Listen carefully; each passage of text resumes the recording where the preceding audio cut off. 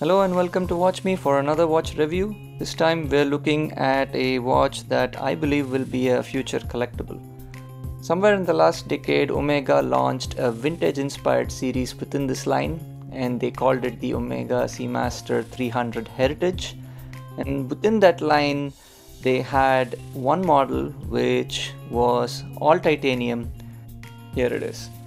So this is the Seamaster 300 Heritage in titanium, and this was initially launched in 2014 and I believe it was discontinued a few years back, and they don't actually make a titanium version of the current Seamaster 300 Heritage line.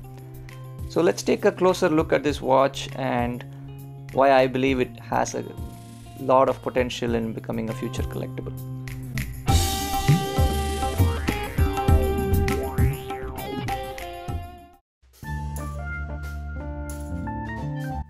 So this is a 41mm case and has a lug to lug of 48mm, and the lug width, which is slightly disappointing in this case, it is 21mm. The thickness is, if I remember correctly, it's around 14mm or so.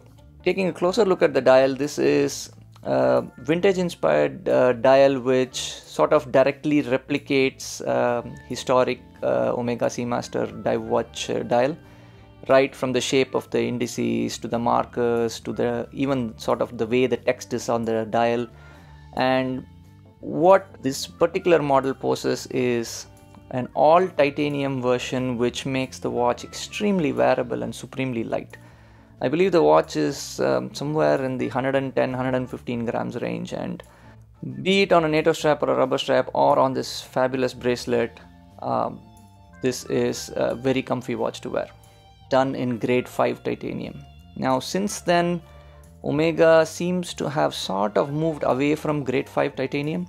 Grade 5 titanium gives you sort of the ability to do a high polish, and grade 2 titanium has the more, the grayish, duller, brushed titanium look that you see more often. But grade 5 titanium is very, very hard to finish and very hard to machine, and hence it costs a lot more to make. At the time they released this watch, they have managed to give it a full contrast, high polish and brushed finish, just like a stainless steel watch, including the bracelet. And this is an all solid titanium bracelet and clasp, and this makes the balance of the watch really well balanced. Since then, as I mentioned, they have not launched many new grade 5 titanium watches. If you notice their lineup, even the newer Bond Seamaster which came on the mesh was made in grade 2 titanium. If you were to look at it from material standpoint and execution standpoint, this particular version may well be the last time we will see a beautifully finished grade 5 titanium Seamaster, at least in this price point. The 8400 movement, which is the coaxial movement with silicon balance spring and 15,000 Gauss anti-magnetic. Now since then, they did announce the move to METAS certification, which is a more stringent certification compared to the chronometer certification they had here. But otherwise, the movement on the current model of this watch is sort of more or less the same. There's not really much that has changed.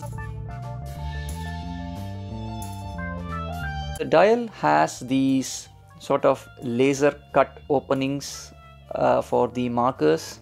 This is filled with the luminous material. So one of the differences between the newer model and this prior generation is the newer model has a sandwich construction, so the loomed surface is below the dial and you see these cutouts, whereas in this particular version the depth is actually from the filling. So the laser cut dial with the filling gives you a sort of three-dimensional feel to the markers, which I really dig. It's something that's a little more unique in execution. Really like this handset. It's very easy to catch in light and the loom is quite well done as well, and it's very easy to read in the dark. The lume pops. Markers look really nice in the dark.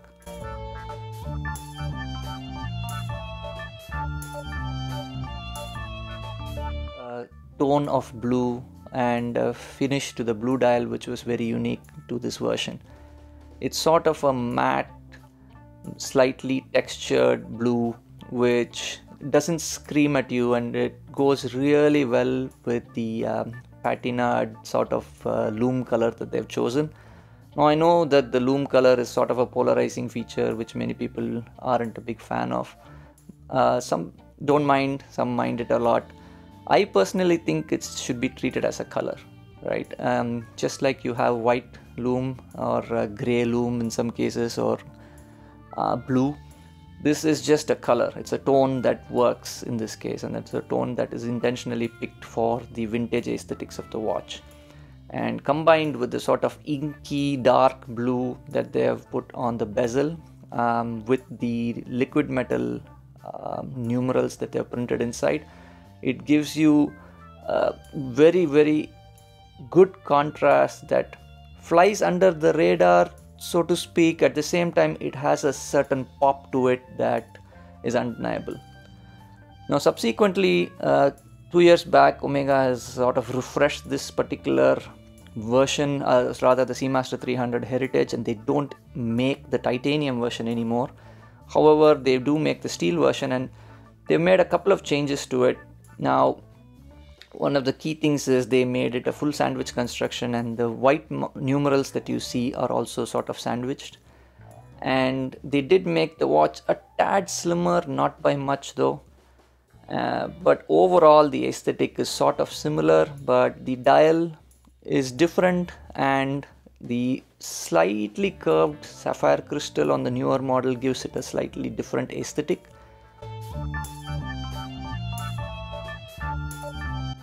Taking a closer look at the bracelet, this is the other area that has changed in the newer model. The previous bracelet had polished center links, and I mean, if I had to criticize only one thing on this watch, that would be my criticism, is this giant centerpiece on the end link. It has a tendency to stick out sort of past the lugs, and the vintage style straight lugs are a very big draw to this design. But having the large polished center stick out looks a bit awkward in my opinion, but you kind of get used to it once you wear it. But otherwise the weight balance is tremendous, and one of the really well implemented cool features is this micro adjust. All you do is push and you can adjust it up to 9 millimeters, which is actually a substantial amount of customization. Let's see what is on my wrist. Oh, it is the Sibling. So this here is the Seamaster Professional Neckton. Now, as you can see, it does have a slightly bigger aesthetic visually, even though on paper it's a 42 versus a 41. But the moment you see it, you're gonna feel like it does look a little on the larger side. Has a more rugged, toolish look, whereas the Heritage has a more svelte, vintagey look. It's really impressive that they have managed to keep two different models within the same line with completely different aesthetics and sort of completely different styles. Personally, I would say if you're gonna go, use it as a real tool watch in an outdoor setting, wear it on this fantastic rubber strap, then the Seamaster Professional is the way to go. But if you were looking for a boardroom to beach type of watch, especially on bracelet, and especially this particular version on the extremely well done titanium bracelet and case, I would say pick this up right now when you still can. Please like and subscribe to my channel and let me know what you think. Thanks all.